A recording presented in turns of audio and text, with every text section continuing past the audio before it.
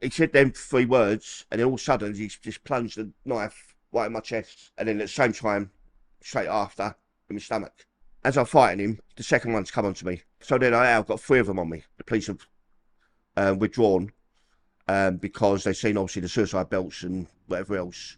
So the 3 of them, Mm. not only were they wielding knives that were taped to their wrists, Yeah. they had suicide vests on as well. Yeah. The whole time that you weren't prepared to run, and Mm. you were the one taking the stab wounds. 7, 8, 9, 10 women, children, Yeah. innocents that could have been murdered. They've slit your throat twice.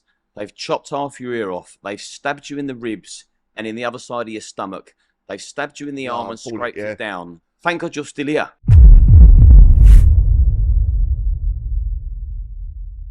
So I remember the first time I saw you, Roy, on the news, where you heroically challenged them terrorists in London near Borough Market. Them animals, savages, absolute barbarians. And I thought I would love to shake that man's hand. Mm. And now you're here, I'm going to do that. Yeah. Thank you. Thank you. Thank you for what you've done on that day. Yeah. And I mean that from there. And thank you for coming on to share your story with me. Yeah, thank you for having me. And oh, it's an absolute pleasure. And I know it's not going to be nice to rehash and relive and go back over old ground that you'd probably like to put in the past. But sometimes to put things to bed, you really have got to tuck them in. Was it 5 years ago? It was 6 years ago, just over 6 years ago. Just over 6 years ago. Because I remember the 5th year anniversary, you appeared on the media again. That's right, yeah. So there was 3 terrorists. Yep. And they attacked with their knives 40 plus people.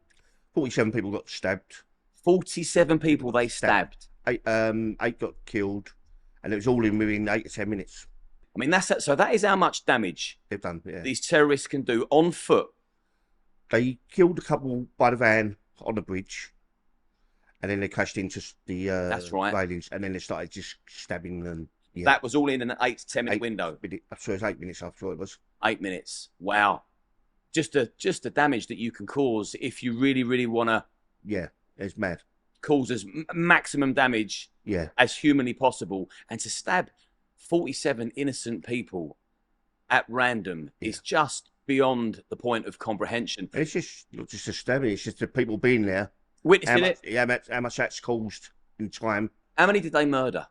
They murdered 8 people. So 8 people lost their lives. Yeah. And so the rest were survivors. Yeah. Was anybody as injured? Out of the survivors, was there anybody as injured as you? No, there wasn't. You was the worst one. I was one of the worst ones, yeah. Yeah, because I saw your injuries. Yeah. And they were horrific. I saw slashes down your neck. Well, I was lucky to be alive. Yeah. Thank God you are, because you're now here. Yeah. Okay, so as far as your background goes, you're from Peckham originally, aren't you? I'm from Peckham, the Old Kent Road. Yeah, I've lived there to about 18 years old. I mean, Mum's lived on this same estate for 50 years. Still there now? She's gone now. She moved away a couple of years ago to another place. Stairs were killing her, so getting old. Oh, the stairs? Yeah. Yeah. But it was a estate we were brought up in. We had some good times. That's all we had to do. You had to make the most of it. Well, back in the day, because I'm from a council estate as well. England, London, the UK, it's indisputable that it's a very different country now. Yeah. But back in the day, council estates were great. You could leave your front door open, your back door open. The neighbours would pop in, have a coffee. If you got any tea bags, you got any sugar, I can borrow. There was a good community. Especially being young, growing up. Out in the park. Yeah. So was it flats? It was flats, yeah. And with they had 4 different tower blocks as well. Peckham, Dulwich, Brixton, Clapham Common. That's all around there, and it's some rough places, but also in amongst real nice places. But also, then we had the Old Kent Road, which was full of pubs, clubs, in the 80s. And also a local football team, which was Millwall Football Club, which was just down the road from me, about a mile away. Millwall's reputation for probably being where it comes from, fearless and ruthless. Probably where it comes from, for being in that area. Yeah. With the old docks and everything else. And you had to be tough to survive in those areas, I think you? so. Yeah, you did have to be tough. Yeah, if you weren't tough, you wouldn't survive. No, especially some of them council estates. It's easy to be trouble. I mean, not maybe as much now where it's a different era. Well, obviously, we're going to come to what you've done on that bridge Yeah, and round Borough Market. But growing up in a tough area on a council estate, yeah. so tough area on a tough estate, probably moulded you to be the man that had the courage to do what you've done. I like to think so. I like to think so. Yeah, When yeah. that terror attack took place, let's get into that. Let's get into that. When that terror attack took place, and I don't want to use their names either. There was 3 men, weren't there? Yeah, that's right. Yeah. 3 mongrels. Yeah. 3 hideous individuals. We won't give them their name. We won't even give them a title. Terrorists is what they are. So I obviously want to hear about that in as graphic a detail as you possibly can, just so I mean, people understand that the magnitude of it. But tell me, before that took place, what were you doing there, and what sort of headspace? What was your life like? my life was like going downhill at the moment at that time. I mean, that was in June 2017. Now, 6 months prior to that, I was just split up with my girlfriend at the time, the baby's mum, and all that. And I just moved back to my mum's house. I was there for about a couple of months, if that. Then I was going to the pub a lot. I didn't want to put any pressure on my mum's. She's getting old. She's nearly 80 then, and whatever. I bumped into someone I know, some girl, just told me problems, and she actually gave me she said her boy sleeps with her most nights. He don't sleep in his room. We've got a spare room if you want it for a little while. So you get it all sorted. So I set her up on that, which was like a stone's throw away from Borough Market. So at least it was my own room. I could go and put myself, and then I'm not going to put no pressure on my mum's. I mean, you two just friends, or was it? No, it was just friends, yeah. No, yeah. no romance. No. It was just someone I know, friendship, and yes, they give me a room. So I was there about a month before. I mean, 2 weeks prior to the terror attack, Millwall was at Wembley for a playoff final, which we won, and that was quite nice. I went there for the whole day, and actually strode through Borough Market late that evening. And that was the evening there was a terror attack, obviously at Manchester, with the Ariana Grande yeah. concert. Yeah. So because there was 2 or 3 terrorist attacks on the bounce, weren't there? there was one in March, I think, at the Westminster Bridge. Yeah. Where the police officer died. He got stabbed in him. Then I didn't realise until the morning that the terror attack happened at the concert. Only when I started reading next morning on the news. So that's interesting to know, because some people are oblivious to what's going on in the world because they don't watch the news, or B, they don't believe the news. Yeah. So when these consecutive terror attacks were taking place, you were acutely aware of them as they were going along. So when the Ariana Grande concert took place, you was aware of it because you saw it. So you was aware that these attacks were taking place at that. I mean, in time. London, you got used to that, especially working from a young age. It was the RA time that was going off in Canary Wharf. You had all the police at the checkpoints. That's just going to work every day. It was a normal thing in them days. But then there was a long gap. There was no terror like that. No. And then like 2017 was quite a bad one. But that was 2 weeks before. So leading up to that, I mean, life's still bad. I mean, not bad, but I've got a roof over my head. Just trying to get myself ease back, relaxing, and just get your head straight. My mate phoned me up on a Saturday. This was the day of the terror attack. Which one? The second or the... My one. On June the 3rd. Yeah. It was a hot day. It was probably the hottest day of the year. The derby was on, and Champions League was on that night. And it was a lovely day. And my head's getting a little bit better over the weeks, where I feel I'm getting a lot calmer. So your life and your mental state is improving. It was, because like, I didn't want to. Whenever I was at my mum's, I wanted to be out all the time, especially going back to your mum's. You know, still the people there. You got the pubs next door. Yeah. So like, you're getting back into that old habit again, and I didn't want to go back into that old habit, and it was horrible. And I waited to go out to see my mate. What's the Champions League? So we met up there. There was about 4 of us. There was me, my friend. There was the manager from the Market Porter, which was the pub just around the corner, actually in Borough Market. And and there was an old boy we usually drink with sometimes around there. And we went out and watched it, but it was so packed in the pub. I shut off. I went off at half time. I thought I had to go back and get changed and that, and get some more money. It's not the cheapest place around there. Mate's just phoned me. He said he's left that place. They've gone round because it was too much to get a drink in there. So they've gone round to the other pub, which is called the Market Porter, which is in the Borough Market. And so that must be talking about 9:30 there on that evening. And had you been drinking all day? No, only since when I went out. Because I had a little win, but it was, I say that pub was too packed. I'd only met up about 7 o'clock. I think the football started about 7:45. So I weren't drinking all day. I think over that night I probably had about 5 pints, which is not bad for. There's a lot of people out there that have 5 pints every night after work. So that's a normal volume, isn't it? Yeah. I mean, I think the quote was like about 4 or 5 pints, nothing special, which for Saturday, you do that before going, what's going? I was going to say, on a Saturday night, 5 pints is reserved. Yeah. So we went to the other pub because the other pub was too big. And the manager of the pub, he just wanted to make sure the staff sort of closed up about 10:30, I think, round there. And he said, we want to come over to the other pub because while they're cleaning up, finish up. So the four of us went over to there's like Black and Blue, it's like a restaurant, but a little bar there. I said I'll come over for 1 or 2 more before I go home. So, because I had we had about 2 or 3 pints since then. And I thought, that does me. I'm not going to go too mad. I'm with someone else's house. I ain't going to stay out too late and take the piss, even though I've got a key there.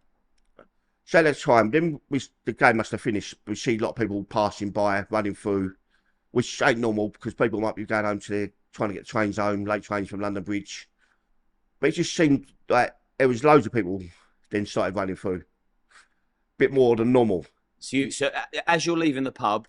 No, yeah, we're crossing the road into the other pub where another bar is. And this is when you're seeing people running? Yeah, we're seeing people running. Now, it didn't seem out of the ordinary at first? Didn't seem out of the ordinary first because people could be running for their trains. Whatever, the game's just finished, people might want to go home. And then it started getting a little bit out of normality, which people started running more and more people. Now, I've been up to London Bridge. I've been there where Millwall plays some big games, and there's never hardly any trouble no more in them places. Not to say Millwall weren't playing, but there's hardly any trouble around the borough. It's one of them places that are trendy, and I've never seen any trouble up there. So it looks a bit out of the ordinary. Now, where we were sitting at the bar, there's a big wall that divides us and the restaurant, and we're on an angle, like a little corner bit. So then we don't know what's going on, but then we started seeing here in the restaurant in next door, they're all jumping up off their tables. It's like panicking there. And even then, when we tried to have a look, then there's people running in there trying to get out and hide. So they must have seen the terrace before we did. So were there people running into the restaurant? No, or out? Everybody trying to run out. Right. Out the back way, out through the kitchens then, because they must have seen the terrace then, which must have been then stabbing people outside that bit. Right. Or anyone who come in their sites must have been being attacked. My mate's then come up to me. He's told me, tapped me on the shoulder and told me to run somewhere. That's what he's told me. As I've turned around, asked why, I've seen like 3 terrorists then coming up to up the ramp. So when you say 3 terrorists... Well, now we know they're terrorists. I mean, obviously at the time... But when you saw these 3 people, I'm sure they look different to most other people that are in that area. Yeah. Did they stand out? They stand out. I mean, I didn't see the suicide vest on them. A lot of people said they did. I didn't see the knives. Maybe, like, as well, where I was near the end, like, I only went out for a couple of hours, but I was probably a bit tired where I haven't been out much. You're tired and you're ready to go home? Maybe, yeah. I only said I was going to go back for 1 or 2. Yeah. So as I've turned around, I've just noticed one of the girls who was working. She's just locked the door quick. So, like very quick and run behind me. So they've come up and they've pushed the door. Then they started kicking it, all 3 of them. and it's bent underneath, like it's like bent over, not gone through. And where was you at this stage? I was sitting on the chair by the table. So you're watching this? Yeah, I'm watching this, and I'm thinking, I mean, you haven't really got time to think. I haven't done nothing wrong. There's people panicking. Mates on me in the shoulder. Let's see what happens. So they've climbed underneath. One of them's walked past me. So when you're seeing these three guys try and kick a door in, you think I've done nothing wrong. So you think that they must have a personal vendetta with somebody else, and it's not me. So I'm still safe to sit here and watch it unfold. Yeah, right. And then they come in. One's walked past me. The tallest one. He had an Arsenal top on. Then one's come up to me and started going on about Allah, Islam. One of the three. Yeah, killing their children. And so he engaged in conversation first. He said them 3 words, and then all of a sudden he just plunged the knife right in my chest, and then at the same time, straight after, in my stomach. And then I thought, I'm gonna have. Well, I just started fighting mode then. As I'm fighting him, the second one's come onto me and started again. And I must be doing so well with both of them that the third one has pulled the third one back from the from him going into the restaurant. So then I've got 3 of them on me. Now we're talking about between half a minute of fighting, but they're stabbing me, they're slicing me. How I didn't go down or how I didn't come out there alive is, I can't believe it. But I mean, I did get out there. I've got all these stab wounds on me. I've got all these slashes. Because all 3 of them were stabbing, yeah. All 3 of them had knives, and they were big bread knives. Big bread knives. Apparently now I know they were strapped to their wrists, where obviously that's where he stabbed me first, stabbed me in the stomach. I mean, I must have been as well doing well for myself, because 6 years later I'm still getting problems with my tendons. I've got out there, but that half a minute has given so many people, which I now know over the years, have got out there because of that half a minute of me fighting them. Yeah. I mean, all I'm happy is I've got out there. I'm alive. Even though I started getting unconscious then, the blood was pouring for me. I did get out there. There was one other person, I think there was 2 people they was hiding at the time, where probably watching me being stabbed, that they caught them as they ran out as well. One got stabbed in the throat, another one got stabbed in the arm, I think. Dead? No, they got out. Both survived? Yeah, yeah. Even though got stabbed in the throat? Yeah. Wow. But they was what, I mean, you can't say who was watching you. I mean, there's people hiding under the tables, this and that. Everyone is going to be scared stiff. Yeah. Beyond fear. It's completely out of the ordinary, and it's unbelievably shocking, which is the tactic. Shock, horror. I mean, I've run out there, as I said, I must have run into a couple of things as well first, because I'm pouring the blood. And I'm glad I did run at that time then, because enough was enough. There was no one else left there, as far as I know. I mean, if I'd slipped on my own blood or something, I'd have been dead. So animals. From when they was kicking, 3 of them were kicking the restaurant door down, and you're over here witnessing the whole thing. Yeah. What do you think made them turn their attention to you? Because I'm the first one there, then. I was one who stood there. Oh, you were the closest? Yeah. And I was one who stood there, didn't move. Everyone else is running by then. Right. Everyone is running to whatever entrance they can get out. So they've come that way. As they've come up that ramp, obviously then people from the restaurant have been getting out that way. Yeah. So one's come at you, then 2, then 3 straight after. And that third one was probably a good thing, because he was heading to the restaurant where he could have ended up stabbing women, children. Yeah. There was women and children in there. And the one thing that is indisputable, that everybody they stabbed, injured and murdered and tried to were all innocent. Yeah. Everyone was innocent. Yeah. They just didn't discriminate. No, they just want to kill anyone, don't they? As many deaths as possible. Yeah. So your injuries, where? So they stabbed you under the ribs here. They stabbed me in the ribs there. I've got 2 stab wounds in the stomach. This one, they stabbed me in the arm and they pulled the knife down. That was quite damaging. They stabbed me in the neck. They've cut my ear off. It was hanging off. I was going to say, because when I saw your wounds fresh, which will probably pop up on the screen, there was 2 big slashes on your neck, and the sort of the bottom of your ear Bottom of the ear was looked hanging like off. it had come off, and they'd stitched it back on. Yeah, and the stab was Yeah. here. See, I mean, they was on steroids. Apparently, I know now.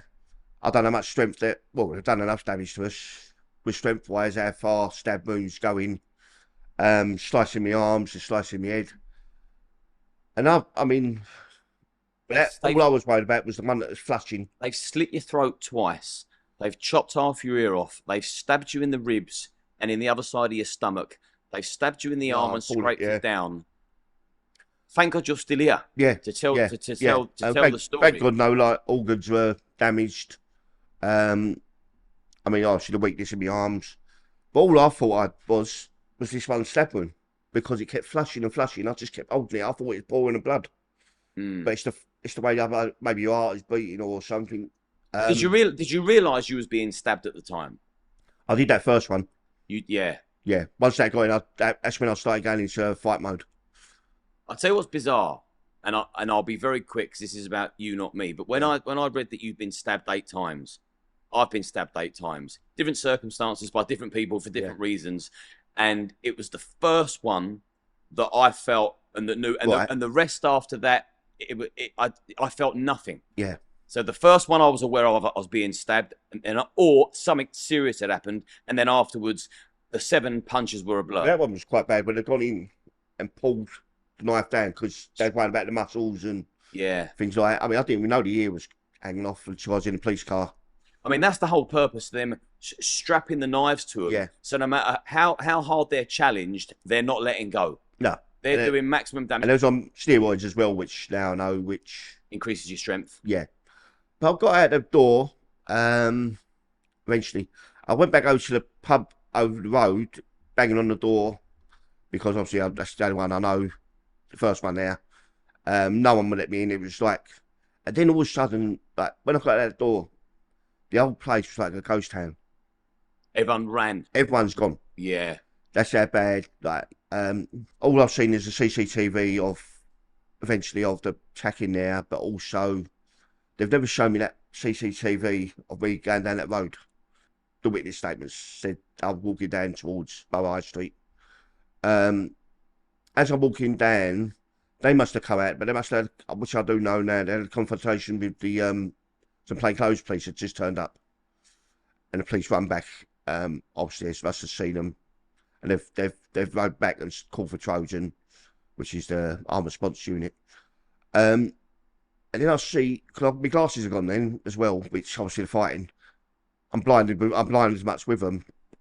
So you're without your bins, your eyesight's poor. Yeah. Really poor. Yeah, poor. I see a blue light down the end. I think it was like an ambulance car. So I eventually made it to it. I remember banging on the window on the passenger side, but it drove off. It drove off for me then. Obviously, must have don't know who I am. I weren't his call. They're not allowed to. Maybe now I know they're not allowed to stop. But you were visibly banging trouble. Yeah, I was banging trouble. I had blood everywhere. What colour was the top you were wearing? I tell you why I'm asking that, because was blood visible? No, pouring I don't think it was. Okay, because that would be shocking if someone could see you were bleeding out and they drove off. You'd think, wow. That's a good question. What colour? Yeah. Yeah, no, it wasn't like a white top or nothing. It's only because I remember every detail of mine, so I'm just interested. I think it was a blue checked shirt. So I went home, got changed because it was getting a bit. So it may well have not been so obvious that you're bleeding out. Yeah. Although your neck would have been obvious. Yeah, but then when you just hold out, when you're in and out of consciousness, I've never been in and out of consciousness before. I'm just thinking about how many people looked at you and noticed that you had just been slashed to pieces. It was like a ghost town as I walked out out that door. Left on your own to bleed out. Yeah, it was like a ghost town. What I know of, I've seen clips of. There was the police that confronted them. They're plainclothes police. They've run them back. The police have withdrawn because they've seen obviously the suicide belts and whatever else. So the 3 of them, not only were they wielding knives that were taped to their wrists, they had suicide vests on as well. Yeah. So their end goal was to blow up as many people as possible too. Yeah. With me being blind as I am, I didn't really notice. And I come out the thing. The ambulance then drove away. Must have been drained so much that the consciousness must have been going again. But within like seconds again, there was 3 4x4s armed response units turn this corner. Now, the only time I woke up again, which I didn't even see him, was get down on the floor. I must have been pushed down on the floor, and that's when I heard all the shooting happening. That woke me up again, being pushed down, and then the shooting just woke my head up again, which was so loud next to us. Do you remember how many shots were fired? Apparently, it was 50 rounds shot. Oh, so the police went in and they meant business. Oh, yeah, you went business, yeah. Good. Yeah. I see one they shot, which was on my side. I think the other two were there. So you saw one of the terrorists dead? You see one of the terrorists dead, because obviously the police were still there. Like, that's how close I was. And you must have been in such a state of shock that you weren't even able to appreciate that you seeing one of them animals dead. No, I mean, I was that close. I mean, they never showed me the CCTV of that road. Whether it's something they can do or can't do, I don't know. Maybe because of the terrorists have been shot. I'd have thought afterwards they should have done, after the inquest. Well, now there's so many human rights, and even those terrorist piece of shit would have had rights. So maybe they're trying to preserve their human rights or covering their own arse. Yeah. Who knows? That was that. The shooting as well kept going on. So I think they said they was trying to shoot the canisters or something, which turned out to be fake. But then the local police would keep turning up. Obviously, then police are swarming the place. And then they chucked me in the back of a police car and took me to St Thomas's Hospital. He kept saying to me, because I've seen the body cam of that one. They let me see the body cam of in the car, which was quite funny for being stabbed to pieces, out of conscious. That must have woke me up again, because he kept saying to me, keep hanging on there, keep hanging on there. Then I must have been touching my ear hole, and he kept telling me, don't touch your ear hole, because I kept asking him why. Now all I keep doing is this. Yeah. I feel like I'm pouring the blood, I'm trying to hold it in, but it's like a flushing thing. And the other thing I remember was going over them bloody bumps. They were flying over them. And my head was going, and I must have, like, the ribs. I shouldn't laugh, but that's when the ribs I must have felt then. Mm. That's when, like, first noticed the ribs were, like, cracked. Yeah. I look back on it now, that was, yeah. But I've never been able to say thank you to the two police officers that blue lighted me to the hospital. I don't know why. I've knocked at Peckham Police Station. I've asked, see if I can say thank you to them. Peckham Police Station is not a 24-hour police station no more. Which is madness. It's madness, yeah. Madness. I mean, I've passed on when I've seen over the years, over the local, can you pass on their messages just afterwards? So hopefully they did. Because otherwise I would have been dead if it weren't for their quick thinking and taking me to hospital. I mean, that's a nice thing for you to do as well. To think, in amongst all your trauma, I better thank them people for saving my life. Yeah. And then I was rushed into hospital. I think I was in intensive ICU for about 2 or 3 days. Probably 2 days, because that was Saturday night. Monday, I started coming around. I must have been rushed down to surgery as well. How many stitches did you have all in all? I think it was about 80 to 100 stitches, I think. 80 to 100 stitches? Yeah. So, what, a dozen here, dozen here? All in my head. There was like staples on my head. Stabbing you in the head. I mean, that was a deep one. So they're trying to pierce your brain during that attack? Yeah. Oh, they did. Did they? Oh, my brain went. It did pierce your brain? Oh, yeah, it did. Wow. I mean, for someone that my life was going downhill anyway, I was having like a bit of troubles, things like that. I should have come out of that hospital and think my life's going to get better now. My life's going to get a lot better. Yeah, from there you would think the only way is up. And by this stage, will you tell me the famous quote? What did you say to these 3 terrorists? It's a blinder. It was described as good as we're fighting on the beaches by someone. It's fuck you, I'm Millwall. Fuck you, I'm Millwall. And do you know what? If I did say that, whatever else, it's the sort of thing I say. And maybe I said it because of the Arsenal bloke in the Arsenal top. Who knows? You hear about these terror attacks, you dream about them, but never ever thought it'd come on your doorstep. Well, that was why. Remember, I asked you, was you aware of the flurry of terrorist attacks at the time? Yeah. Because in my head, I'm thinking, so there's been a couple before the terror attack that you was victim to. So when it was all going off, I was thinking, did you possibly think, shit, this is another terror attack, or was it just the last No, thing it on was your the mind. last thing on my mind. I mean, same as a plane crash. If you hear about a plane crash, you never think it's going to happen to you. Yeah, that's a good point. Yeah. In the hospital, I mean, I was like, I must have been on ketamine and that. They must have put me on that straight away because it was like being on a roller coaster. Yeah. It was like a mad time. On the, I must have woken up a little bit on a Monday, Tuesday. Then the Tuesday morning was on in the pages of the Sun. Fuck you on Millwall. It was on the TV AM that morning with Piers Morgan and then, as you say, it just blew up everywhere. How did you find that? Did you feel like it diluted the experience and the trauma, or did you think, yeah, I'm being applauded for my bravery? Which way did it go for you? I'm still in the days at that time. I'm still like ill, and I'm still going down having scans and making sure I'm right. I'm allowed 1 or 2 people at a time because they wouldn't let no one in unless it was like just family or something. So a couple of mates used to come up. Was that because you could still be at risk to an ISIS fanatic? Yeah. That's so why. You're putting protection. Yeah, they was putting protection on the ward and that, and the private like on the walls and then it blew up. And mate coming in saying, "Oh, you're going to be famous," and I think I'm still ill to even like think about anything. Yeah. I can't move out of bed. I've got my arms all bandaged up, quite badly because in case someone moved anything damaged. My other mate said, they think they're funny. They think you stop you touching the nurses. And the other one come up one morning. I think I must have been asleep. He left me a book, Learn to Run. My mate Aidan. What's it called? Learn to Run. Learn to Run. Did you say to him, "I'm Millwall. I don't run"? No. Do you know what? When you're in a situation like that and a time like that, you need friends that are gonna make light of it rather than compound on your trauma and your stress. Yeah. Have a giggle if you can. Yeah, and also Not that it's funny. looks like the ex phoned me up and just asked, all right, I didn't want my daughter to come up at all because I was in a bad way. And obviously the schools are hearing about it and obviously the quote then, which come out after that Tuesday in the papers, was the quote in the school playgrounds a lot everywhere. They're all saying it. Contagious, yeah. Yeah, probably all getting detention. And that was on Tuesday. That's like 3 or 4 days in the hospital. It was the Saturday I was allowed to actually go downstairs to have a coffee with about 10 of my mates come up. And I was allowed just outside the hospital with them. And these are all your football mates? Yeah, football.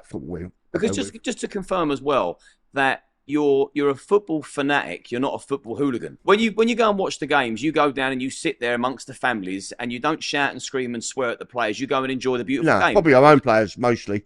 Yeah, but you don't go there to cause trouble, do you? No. I mean, with Millwall, you're gonna have that name connected. That every person is a football hooligan, or everyone wants to attack you because they think you are a football hooligan. After doing a bit of research on you, football hooligan was not what come back to me. No, I mean you had to stand up for yourself if someone's coming to you. But it ain't you looking for it. No, you go there. I've got the passion of football. Yeah, you go for the game. Yeah, I love the football. I still got the passion. I mean, sport with Millwall, we're not the best football playing team. Never have been. But if you love it, you love but it. We're not the glory hunters. I mean, if we ever win or good season, we're happy with that. And because you used to play football, you love it even more. Yeah. So you're going to watch the skill. And over the years, you get to hate it again because I think no player's worth what they're getting there. That's obscene. It's crazy, isn't it? They're getting movie star money. It's crazy. Yeah. It's crazy. Just to play a game of football. Yeah. And you're not even allowed to there even have a go at them because you get kicked out. If you start swearing at your own team or any other team, it ain't the same no more. No, zero. Yeah, it's not like it was in the 80s. The passion's gone there for football. We've all got to sit down, and you've got to be mindful. There's now women and children that go down there. There's a bigger spectrum of people that enjoy the game now. It's different, and I get the allure both sides. I get being in the 80s when you're young, full of testosterone, shouting and honouring, but also think it's nice now that families can go and enjoy it, and you can take your son and your daughter, and they can watch all the people they see on Sky Sports. I mean, with Millwall, if there's any little bit of trouble, or if someone threw a coin onto a pitch, it's in the paper. Mm. It happens every Premiership game, every week. You still love your football now? I still love it. I still go. I don't go as much away games as I like to. Travelling is just too much for me. Hey, you've got to be extremely wealthy if you want to start doing that. It's the Yeah, money is astronomical. It's stupid. It's unbelievable. Even the trains now. I mean, where they used to put on the special trains before everything else. So I go all the home games, and I love just meeting up with people. But even that's not the same. Where you got people then want to come up and selfies. You're missing half the game, things like that. I was going to say, yeah, you're going to get noticed by everybody. Yeah, every Millwall fan. But I've had good support from probably every club in the country. I bet you have. Yeah, and rightfully so. Yeah, and even though like main rivals West Ham, I mean everyone it's all been good. From you leaving hospital, how quick was you referred to a psychiatrist? There was no level of support. You had your assessments, and then you're just waiting for them to get back to you for follow-ups. But it gets even worse then. 6 months prior to that, when I was having bad trouble with the baby's mum, I used to walk the dogs around the Elephant Way, down the Thames. And I come into a little argument with loads of students. They was marching about Donald Trump and Theresa May. Donald Trump coming over here. Right. Now, I've got an husky which snaps at everyone. And I didn't want none of them touching it. So he kept telling them, don't touch the dog. They've got loud music blaring. There's quite a few hundred of them. Got into arguments. I've got a black photographer taking photos of us. I've got 2 dogs holding. There's a big march going on. They just kept following me. Then I mentioned a few words to the photographer, yeah? I'm not worried about you said a few racist words to him. Yeah. Oh. But they got all this on film. As I've left hospital, a few days later, they've only sold that story to a newspaper. I got nicked for it. And are you racist? Nah. I mean... It was just the easiest insult it's to just you. Said it. I mean, I've fooled them, this and that. It's just one of the moments I've said something. I've even had the marshal on their march trying to chin me. And like me, I've got nicked for it. So obviously, then it's all in the papers. Then obviously, like a lot of people backed off. Then because of that nicking, I go see probation. Probation, then I see not one probation. I see there's got probation for Prevent to come and see me. Is that a program where they want to speak to you and prevent you from going far right? Far right. Yeah. Okay, so you've been attacked by 3 terrorists. You've nearly been murdered and slaughtered by them. Then you've got a little snapshot of you racially abusing somebody. Yep. You've owned up to that. Fair play to you. You've also said to me off camera that you're not racist, and you didn't mean it like that. It was just the first insult that come to your head. Yeah. You meant nothing by it. So because of that snapshot, because of who you was attacked by, they're now connecting their own dots. Yeah. And they're coming to put some kind of prevention course your way to stop you from becoming a far-right lunatic. Yeah, because I was ill, maybe I was playing dumb. I didn't really clock on about the prevent thing. Or it's just them being funny at probation. I didn't know that I had to see 2 probation officers. One was prevent and one was a normal one. I didn't know prevent had a probation officer, but obviously they do. So they're putting you in the bracket of far-right. Yeah. But that's when then things started going after a couple of months too. I think when the darkness started coming in, like the dark nights. The depressing nights? Yeah. Started getting me more and more. And then like after a few months, I started smashing tellies.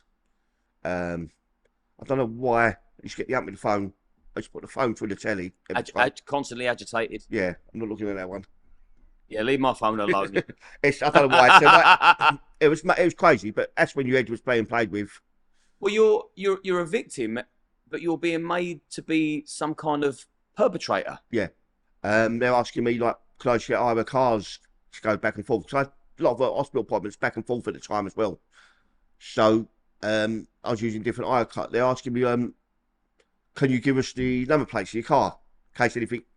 I'm thinking, like, I just want to be left alone from you. You don't trust them now, do you? No. And as time's gone on, even now, they said that something in my name, someone's told me that's flagged up, whatever that means. Because I knew someone who lived on my estate. He's moved away now, and I bumped into his sister. I said, can you get him to call me? Because I wanted to ask something about, he works with the armed response unit in Kent. And I just wanted to ask him something because I was going to go and see what my title to see CCTV. He'll call you. He's gone away, but he says something about your name flags up or something. So whether they're allowed to talk to me. So the police have possibly put you on a list of people that could be a danger to society, Right. In case you want to seek revenge. Right. That you're unstable because you've got PTSD. I'm just assuming that's probably what it is. Yeah. Because if they're bracketing you as far right, yeah, they're putting you on a prevention course. Your name's flagged. What other reason could it be other than that they think that you are potentially a danger to society because you may want to seek revenge and you're unstable at the moment? Which A is because you haven't got the support, and B, they've not even checked up on you to see how you're getting along. So they're just making assumptions. Even down there, they got me like into the mental health place down there in Folkestone, and same again, complex post-traumatic stress disorder, no follow-up at the time. And then I've gone back, I've started smashing things in the caravan. I've just, you can ask questions, why do this to your own stuff, why do that? It's just that you had... Well, this is why you need support and professional help, because the professionals will give you the answers that you're looking for, which will then may take the agitation and frustration away and set you free. Yeah, and they ended up smashing the place up quite bad. That the police were called one night. And when I come back from London, there was like some bad nights where I was getting like nightmares and night terrors. Yeah. And I bought about 150 pounds worth of speed, brought back with us. Was this for a night out? Just for a night in? Just like, so I didn't sleep. I wanted to stay up some nights, and like, I brought that back with us, and that because I smashed the place up, the police were called. So you're fearful of going to sleep. You're then relying on substances for your own personal use. You've then gone and bought 100 to 150 pounds worth of speed. Yeah, just to keep it down there. For your personal use, to stay awake because you're scared of falling to sleep because of the night terrors. And then in amongst that time, you smash the caravan up. Yeah. As a PTSD episode. Yep. They come out in all different ways, so I understand that. And then the police come to your caravan, and then what happened there? They found the speed, obviously, and I got nicked for drugs. What did they arrest you for? Possession? Yeah, just possession. It weren't thingy. And I just got community service because I was already on probation anyway. But obviously, with that nicking, when I put in me, the criminal injuries, you got a 2-year timeline. So when I put that in just before the 2-year, which I nearly forgot about it, that was then they turned me down because of the unspent convictions, because I'm under probation. It's more problems causing me. It's causing more problems in my head, which I've never experienced before in my life. So not only that, then I've had no caravan. That's wrecked. I've got nothing else. No money coming in. I've gone back to my mum's in Peckham again. So what did they do? So after you got nicked for possession of amphetamine, took you down the station. I was inside for 3 weeks. I was on remand for 3 weeks. I had to go back to court. You got remanded for possession of amphetamine. Yeah. They didn't arrest you for intent to supply? Nope. And I couldn't get no bail. How did they justify remanding you for that? I don't know. I had to go back to court at Canterbury 3 weeks later, which I finally got out at the end. I bet a barrister or someone looked at that and was like, what in God's name are you doing remanding somebody for a personal amount? I was, but I couldn't wait till I got back to the next court date to get me to try and get the bail conditions again. Because I think maybe because I had no address, because that weren't in my name or something. I think because I'm down on my own, everything and my head's all over the place. You've got no support unit at all? Nah. None? Well, should have had the prevent were there. Yeah. But they probably may be part of it. Who knows? I've done 3 weeks. Luckily, I had 2 nice people in the cell with us. Were you worried about being noticed in there? I was noticed by other people, though. Not by the Muslims or anything like that. But that plays on your head. Don't worry about that. Yeah, I was going to say, that must be a scary place to go. Yeah, it was straight after. But luckily, I had 2 people in there which I met who didn't know me at all. Totally different things. I got on well with them. And let's say that 3 weeks, but 3 weeks, like, it's like, probably them 3 weeks seems like for 3, 4, 5 months. Of course they would. Yeah. Of course. I mean, I tell you what I would expect up to this point now. I would expect what happened on London Bridge. I would expect you to be taken to hospital, pampered, looked after, then supported, then guided, then been given some bravery award, and then set up nicely once you're repaired and mended, and then slid back into society with a trade or something you can go on to do, because that is our moral obligation as human beings, to help the people that need it, build you back up and set you free again. So in my mind, I'm absolutely gobsmacked to hear the version of events that have taken place. No support, off you go. An old clip has been broadcasted of you saying something you didn't mean and shouldn't have said. It was a silly thing. We both agreed that, but you don't deny that. Yeah. These things happen. No one's perfect. And then it's got progressively worse for you, to the point they're putting you on a prevention course because they're fearful that you could be far right, an extremist yourself. Then you're secluding yourself in a caravan because you just want to be left alone, and then you're using substances because you're not getting support. That is your support. And then you're thrown in jail, and here we are. What the fuck is that? Yeah. And they say, come out, I've got no caravan. I have to be backpacking with mums. But it was so bad. I mean, even to try and cross the road, even lights in your eyes. Noises. Yeah. Sudden noises. It was just totally different, being like in a total new world again. Gone back to my mum's, okay, I mean, I got there, put up. Luckily, there was a girl, some girl I know, Tracy, who I've known for a while. She put me up, then she took me over to her house. I mean, she had her daughter there, her grandkid, but she had a room for me, like, well, I've known her for years, but ended up moving there. And eventually, slowly, because you get that people helping you, it started getting back to little bit by little bit. You started to feel like Roy again. Yeah. Don't worry about that. I still smashed one of her tellies out of rage. I had to buy a new one next day. Weren't nice. Nah. So the PTSD's still haunting you. Yeah, it's still she'll stick by me. We still see each other. I mean, we can't probably live together. Maybe I can't live to anyone really properly. I think until you get proper support, you are possibly going to be a bit of a liability.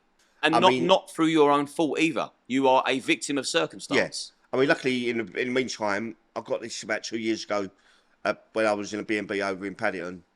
It was a different council. They give me talking therapies. A lovely bloke, but he's helped us a little bit by going over things, and which was good. I think that one-eyed dog has done me a favour as well. Yes, I mean, they say it's good to talk. I mean, it really is. Just even this podcast, do you feel a little bit lighter? Yeah. The fact you're just getting it off your chest and someone's listening and taking note. A lot like that. And also, over the last, as you said, the 5th anniversary, remember? Me it's getting better. I put Facebook back on. Now, I never... So you're ready to mingle again with the public? Yeah, because I do want to read everything over the years and look at everything. In case something I don't like and I've got the hump. But there's authors that have been trying to get hold of me and stuff. And luckily I picked the right one, which was Dean, who done, he's a ghostwriter. Well, the book was ghostwritten. The Lion of London Bridge. We'll put it up again. Roy Larner. And people can buy this on Amazon. Yeah, on Amazon. If you want to read that, read more about Roy's story in depth, and I'm sure it's got the aftermath. Yeah. The damage it's done. I'm glad I've done that, because with Dean, we went over every day or every other day. This same what we're doing now, and thrashed it out. Yeah, thrashed it out again, and it was good. Good. And since the book has been written, it isn't in that book. Last May, I finally got the Royal Humane Society Silver Medal, which has been well approved by Princess Alexander, which is the Queen's cousin. There's not many of them all stick on that balcony now, but she was one of them. Yeah, good. So I got that to pick up in next May. There's still the George Cross. Someone's put a nomination for me.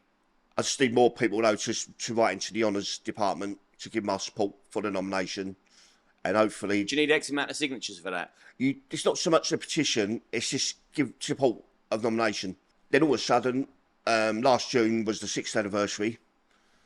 One of the girls who written there, she wrote me a thing of about a year ago, or a few months before that. I put it in the book. Thanks to you, I'm still alive. I don't even know the girl. She just sent me this message. I thought it was one of the staff or something. Yeah. But one of the papers picked it up in June and flew me over to Paris to meet her. And she's an Italian girl. She lives in Luxembourg, but she's in went to meet in Paris.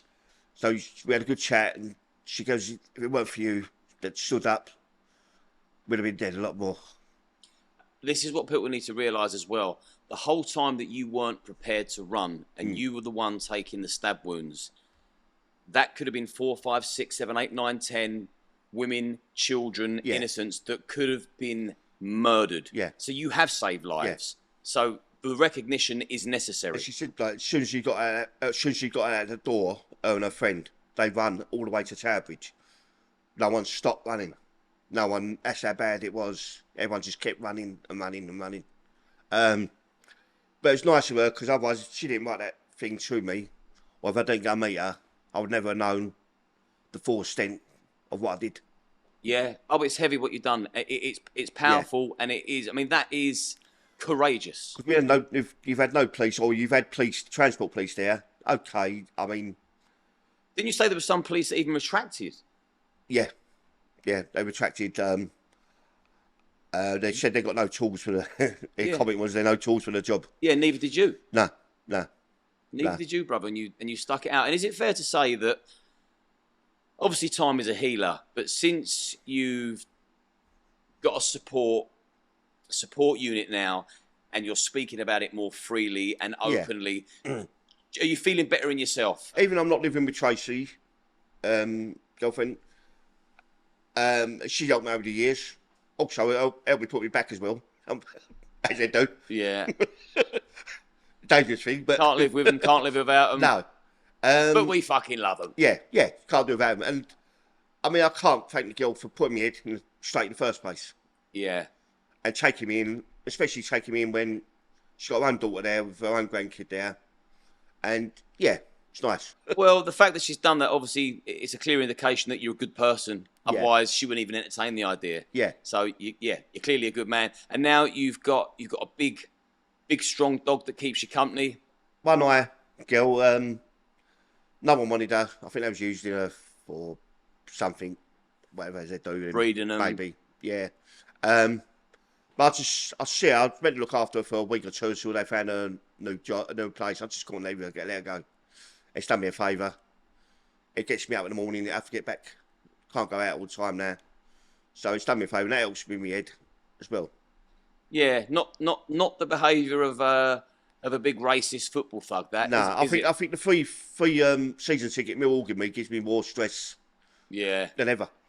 Yeah. Well, listen, I know the taglines they've given you aren't true. I know you're not a football hooligan. I know you're not a racist. You wouldn't be welcome in my house if you were. That's for sure. I know you're a kind guy. I know you've had some serious trauma. I know you've had very little support.